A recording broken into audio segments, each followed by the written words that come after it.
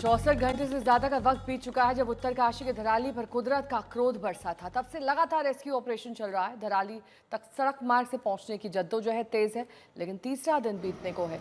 अब तक धराली तक रेस्क्यू टीम को पूरे संसाधनों के साथ पहुंचने में सफलता नहीं मिल पाई है। और आशंका ये जताई जा रही है कि 60 से ज्यादा लोग अभी भी मलबे में दबे हो सकते हैं, लेकिन सवाल ये है कि इन तक आखिर पहुंचा कैसे जाए, क्योंकि जिन रास्तों से धराली तक पहुंचा जा सकता है वो अब भी चालू नहीं हो पाए हैं। और ये लग रहा है कि रेस्क्यू शुरू होने में 4 दिन का वक्त और ज़्यादा लग सकता है, क्योंकि हैवी मशीनरीज को वहां तक ले जाना बहुत बड़ी चुनौती साबित हो रहा है। बीच बीच में रास्ते टूटे हुए हैं। तो आखिरकार दिक्कतें कहाँ आ रही हैं? धराली तक पहुंचने के रास्ते में कहाँ और कितनी मुश्किल है? आज तक की टीम लगातार उसकी पड़ताल कर रही है। जगह जगह पर हमारे संवाददाता मौजूद हैं। 3 दिन से दिन रात एक करके राहत एजेंसियां सड़क खोलने में जुटी हुई हैं। लेकिन ग्राउंड जीरो से आई हमारी ये रिपोर्ट बता रही है कि धराली तक सड़क मार्ग से पहुंचने में अभी और ज्यादा वक्त लगेगा। 2 लोकेशन पर सड़क पूरी तरह से ध्वस्त हो चुकी है और इन्हें दुरुस्त करना आसान नहीं है। 5 अगस्त को धराली पर जब तबाही टूटी तो भारी भरकम इमारत जैसे तिनके में तब्दील हो गई। धराली से आए इस नए वीडियो को देखकर आप अंदाजा लगा सकते हैं कि तबाही कितनी भीषण थी।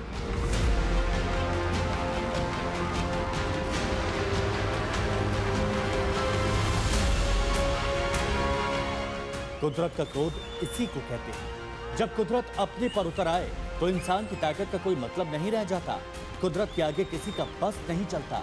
धराली में जहां सैलाब आया वहां अब मिट्टी ही मिट्टी है, मलबा ही मलबा है। ऐसा लगता है जैसे प्रकृति दायरे में रहने, संतुलन के साथ जीने की चेतावनी दे रही है। हम सबसे पहले यहाँ धराली पहुंचे हैं, जहां पर 5 अगस्त की भीषण आपदा के बाद सब कुछ तहस नहस हो गया। यहाँ पर करीब 150 मकान, दुकानें और रिजॉर्ट थे जो अब इस कई फीट गहरे मलबे के नीचे दब चुके हैं। राहत और बचाव का काम युद्ध स्तर पर चलाया जा रहा है। सेना के जवान, एनडीआरएफ के जवान, आईटीबीपी के जवान यहाँ पर राहत और बचाव के काम में लगे हुए हैं। 5 अगस्त की आपदा के बाद सबसे पहले सेना ने यहाँ पर मोर्चा संभाला था, क्योंकि हरसिल में सेना की 14 राजपूताना राइफल की टुकड़ी यहाँ पर तैनात थी, जिन्होंने राहत और बचाव के काम को अंजाम दिया।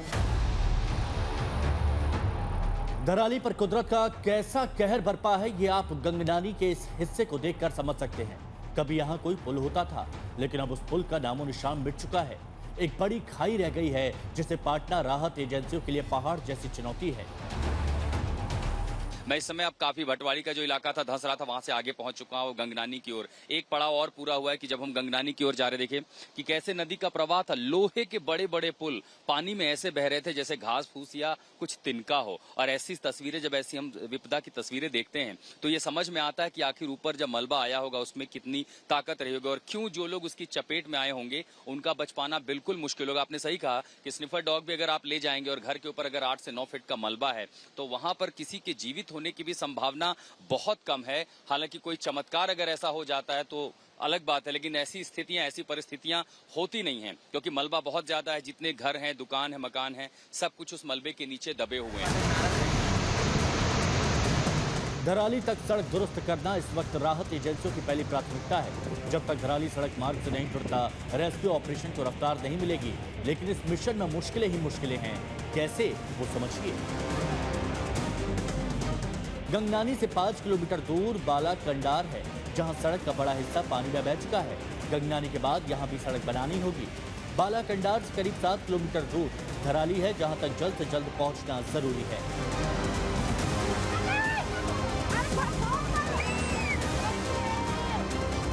उसमें कोई शक नहीं कि आपदा बहुत बड़ी है, विनाश भी बहुत बड़ा है। लेकिन सलाम है सेना और दूसरी राहत एजेंसियों को, जो पूरे जज्बे से इस विपदा से जूझने में लगी है। अंजलि इस्टवाल और आशुतोष मिश्रा के साथ मंजीत नेगी, धराली आज तक। तो धराली से कुछ ही दूरी पर भटवाड़ी है। यहाँ पर भी वैसी आपदा तो नहीं आई है जैसे धराली में आई, लेकिन यहाँ भी हालात बहुत अच्छे नहीं है। भटवाड़ी में जगह जगह सड़क धंस रही है। जो रास्ते कल खोले गए थे, आज फिर से वहां कटान शुरू हो गई। तमाम चुनौतियों के बीच ऑपरेशन जिंदगी उत्तराखंड में जारी है। धराली और हर्षिल में वायुसेना लगातार सक्रिय है, लेकिन जमीनी मार्ग से पहुंचना अभी भी बहुत मुश्किल है। इस बीच गंगनानी में भारतीय सेना अपने मिशन पर जुट गई है, उस पुल को दुरुस्त करने में, रिस्टोर करने में, जो दरअसल प्रवाह में बह गया था। लेकिन खतरा अभी भी टला नहीं है। उधर हर्षिल और धराली में जहां पर रेस्क्यू और इवैक्यूएशन ऑपरेशन चल रहे हैं, यहाँ भटवाली में लगभग 35 किलोमीटर दूर जिन इलाकों को मजबूत कर लिया गया था, यहाँ पर सड़कें दोबारा दुरुस्त कर ली गई थी। जो राष्ट्रीय राजमार्ग बह गया था उसे शुरू तो कर लिया गया, लेकिन खतरा लगातार दरअसल ये है क्योंकि पहाड़ का जो हिस्सा नीचे से यानी पानी के किनारे से, नदी के किनारे से खिसका था, वो लगातार फिर बैठा जा रहा है। यानी जो सड़क कल दुरुस्त कर ली गई थी वो फिर बैठ रही है। वो इसलिए क्योंकि पहाड़ का पूरा हिस्सा जो स्ट्रक्चर होता है जमीन का, यानी नदी के नीचे से जो हिस्सा खिसक जाता है, उसे अगर आप देखेंगे तो कुछ इस तरह केबिन बनती है और फिर पहाड़ भी नीचे धसक रहा है। और वो इतना डरावना है, उसकी वजह से फिर जमीन का हिस्सा नीचे बैठा, फिर बीआरओ ने काम किया, सड़क तैयार की है। लेकिन खतरा इतना बड़ा है कि दरअसल अब वैसी तस्वीरें, जो दरारें हैं, वो भटवाली के इस राष्ट्रीय राजमार्ग के हिस्से में काफी ज्यादा बढ़ रही हैं। मसलन जो दरार दिखाई नहीं देती, देखिए इसका पूरा हिस्सा जो है अब वो कट रहा है। ये देखिए राष्ट्रीय, इसकी चौड़ाई लगातार बढ़ रही है। पहले मिलीमीटर में थी, सेंटीमीटर में थी, इंचेस में, और अब फुट में हो गई। देखिए ये पूरा हिस्सा जो सड़क है, अब ये दरारें बढ़ रही हैं, और अगर ये दरारें बढ़ती रही तो सड़क का ये हिस्सा भी कभी भी खिसक सकता है। अगर यहाँ पर खतरा आया तो आप समझ सकते हैं। अब इसकी लंबाई देखिए, ये लगभग 50 से 60 मीटर और दरारें इसकी बढ़ रही हैं। इतना ही नहीं, नदी के किनारे जब हम देख रहे हैं तो पानी अपने साथ जमीन को नीचे से काट रही है, जिसके चलते मलबा नीचे गिर रहा है। और चूंकि अंदर से जमीन खोखली हो रही है तो ये हिस्सा लगातार धंस रहा है, दब रहा है। यहाँ तक हमने जब देखा है तो पहाड़ का यही हिस्सा देखिए, ऊपर से कोई मलबा नहीं गिरा है, यहाँ ऊपर से नहीं गिरा है, लेकिन नदी के नीचे हिस्से पर आपको गिरता हुआ मलबा दिखाई दे रहा है, जो कि पानी के साथ आगे भी बह रहा है। जिसका सीधा सा मतलब है कि भटवाली में पहाड़ का जो ये हिस्सा है वो सीधे सीधे दब रहा है। इन दरारों में अगर मुश्किल आती है तो ये राष्ट्रीय राजमार्ग जो 100 मीटर का स्ट्रेच बनाया गया था, ये सब कुछ नीचे जा सकता है, और इसीलिए बेहद डरावनी स्थिति है। ऑपरेशन जिंदगी की चुनौतियां लगातार बढ़ रही हैं। एक तरफ खतरे को खत्म किया जाता है, दूसरी तरफ खतरा बढ़ रहा है इन दरारों में। इसके पास खड़ा होना भी मुश्किल है। ये कब नीचे दरक जाएगा नहीं पता, क्योंकि नीचे से जमीन खिसक रही है। पहाड़ का जो ऊपर हिस्सा है वो कुछ इस तरह का बेंड बन रहा है, यानी ये हिस्सा भी फिर उसी हिसाब से नीचे आ रहा है। अगर ये नीचे आता है तो जो मिट्टी है, ऊपर पत्थर है, बड़े बड़े चट्टान हैं, वो लूज हो जाएंगे और वो फिर धसक करके नीचे आ जाएंगे। उन तमाम बेंड पर जहां ये चुनौती है, जहां नदी ने, ये देखिए नदी की धारा अगर वो नीचे से मिट्टी बहा के ले जा रही है तो पहाड़ की ऊंचाई, यानी ये जो आप ब्रिक देख रहे हैं, बॉर्डर लाइन, ये लगभग 20 फीट ऊपर थी। अगर ये 20 फीट से और नीचे जा रही है तो सीधा मतलब है कि पहाड़ का ऊपर हिस्सा भी ऊपर से नीचे धंस रहा। और ऐसी स्थिति में खतरा और ऑपरेशन जिंदगी के सामने चुनौतियां बढ़ती जाएंगी। भटवाड़ी उत्तरकाशी में दीपक बिष्ट के साथ मैं आशुतोष मिश्रा, आज तक। मंजीत नहीं, हमारे सहयोगी इस वक्त हमारे साथ में बने हुए। मंजीत, कितनी चुनौतियों का सामना इस वक्त रेस्क्यू टीम को करना पड़ रहा है और रेस्क्यू ऑपरेशन अभी पहुंचा कहां पर है?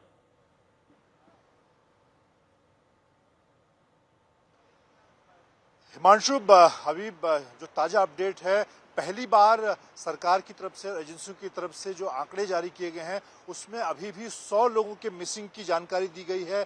और ये सरकारी आंकड़ा है जो पहली बार रिलीज किया गया है, जिसमें बताया गया कि अभी 100 लोग मिसिंग हैं, जिसमें 2 लोगों की डेड बॉडीज, जो शव हैं, वो मिले हैं। इसके अलावा अगर बात करें जो अभी तक करीब 350 से आसपास लोगों को निकाला गया है जो गंगोत्री और आसपास के इलाकों में फंसे हुए थे।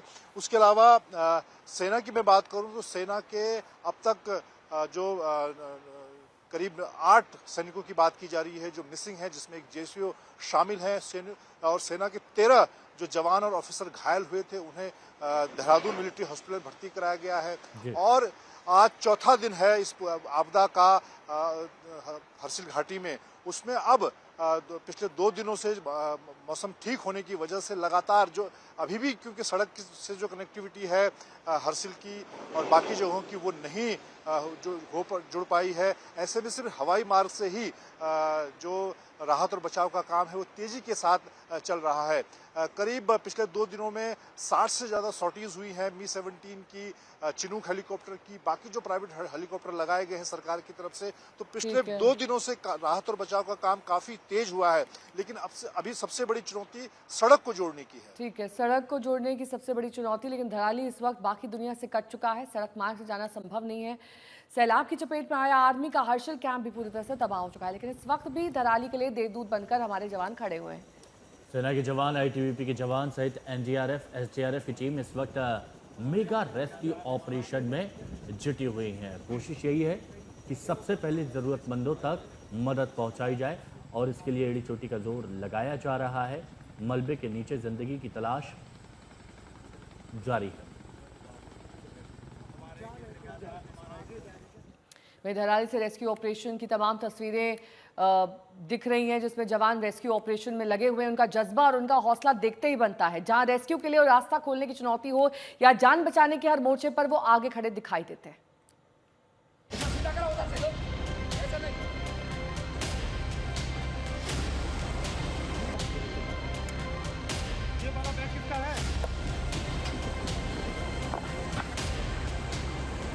ये हिंदुस्तान के जवान हैं। संकट चाहे सीमा पर हो या सीमा के अंदर, इनकी मुस्तैदी, इनके जज्बे में कोई फर्क नहीं पड़ता। धराली पर जब आसमान से विपत्ति टूटी तो धरातल पर हमारे जवान नजर आए।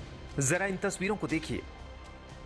रेस्क्यू कर लोगों की जान बचाते हमारे जवान, धराली तक पहुंचने के अभियान में जुटे हमारे जवान, तबाही के बीच जिंदगी की जंग में पुल बनाते हमारे जवान। जब प्रकृति ने धराली पर प्रहार किया तो हर्षिल का आर्मी कैंप भी बुरी तरह बर्बाद हो गया। सैलाब इस आर्मी कैंप को अपने साथ बहा ले गया। अब हम आपको दिखाते हैं हर्षिल से धराली जाने वाला जो राजमार्ग है, जो गंगोत्री तक पहुंचता है, वो 5 अगस्त की जो भीषण आपदा थी उसमें भागीरथी के बहाव में पूरी तरह से बह गया है। करीब आधा किलोमीटर का जो हाईवे है ये बह गया है और ठीक सामने यहाँ पर एक हर्षिल का हेलीपैड था, जहाँ पर वो हेलीपैड का एक फ्लैग नज़र आ रहा है। ये हेलीपैड अब भागीरथी नदी के एक झील में ये पूरा इलाका तब्दील हो गया है, बदल गया है। हर्षिल आर्मी कैंप को सैलाब ने जरूर तबाह कर दिया, लेकिन हमारे जवानों के हौसले को सैलाब भी पस्त नहीं कर पाया। जिंदगी बचाने के रेस्क्यू ऑपरेशन में हमारी सेना सबसे आगे खड़ी है। चिनूक हेलीकॉप्टर लगातार जिंदगी बचाने में लगी है। इस वक्त मैं हर्षिल में सेना के हेलीपैड पर मौजूद हूँ, जहाँ पर अब जो राहत और बचाव का काम है युद्ध स्तर पर चल रहा है।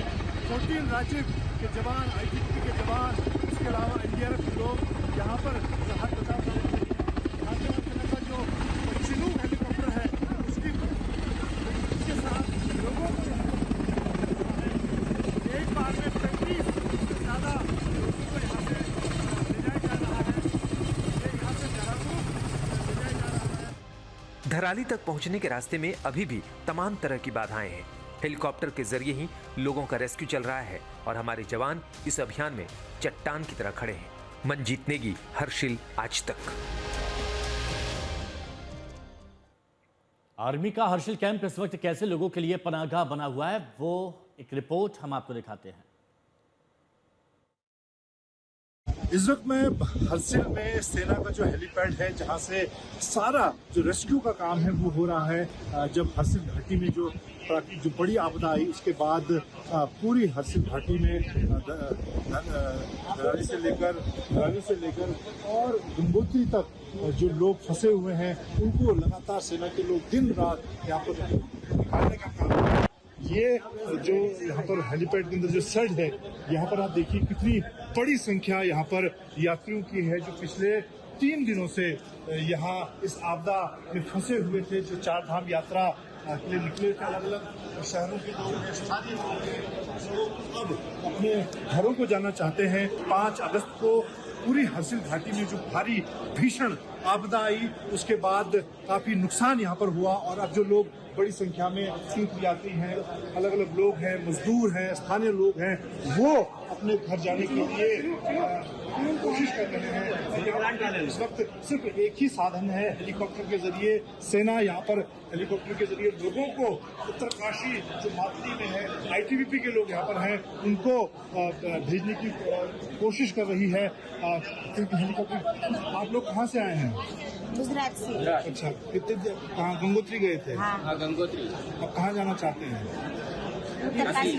अच्छा, वहाँ सामान है हमारा। उत्तरकाशी जाना है। यहाँ कैसे पहुँचे? पैदल? पैदल आए वहीं से। कहाँ से? भैरव घाटी। कब गए थे गंगोत्री? गंगोत्री तो सर 3 तारीख में गए चले। अच्छा, और आज यहाँ कैसे पहुँचे? अब यहाँ से रेस्क्यू करके उन्होंने निकाला है, वो यहाँ पे मतलब भिजवाया। क्या नाम है आपका? मेरा प्रमोद कुमार से। तो ये लोग, ये प्रमोद जी हैं जो हरिद्वार से आए हैं। ऐसे देखिए गुजरात से कुछ लोकल लोग हैं जो यहाँ पर अब इंतजार कर रहे हैं कि वो जल्दी से जल्दी अपने घरों की तरफ वापस जा सकें। और पिछले 3 दिनों में खासतौर से सेना, आईटीबीपी, एनडीआरएफ ही इनका सहारा है, जिन्होंने इन्हें यहाँ से इन लोगों को खाने पीने की व्यवस्था की, मेडिकल की व्यवस्था की। और अब सबसे बड़ी समस्या यहाँ पर कम्युनिकेशन की है।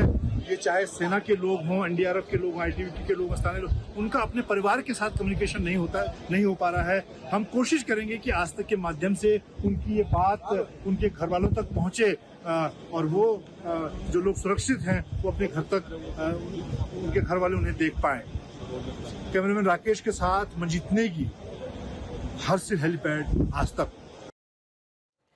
मंजीत नेगी मेरे सहयोगी जुड़ गए हैं तमाम जानकारी के साथ। मंजीत, कल भी आपकी मौजूदगी धराली के उस पॉइंट तक थी जहां पर अब तक कोई नहीं पहुंच पाया है। कल की और आज की परिस्थितियों में कितना फर्क आपको दिखाई दे रहा है?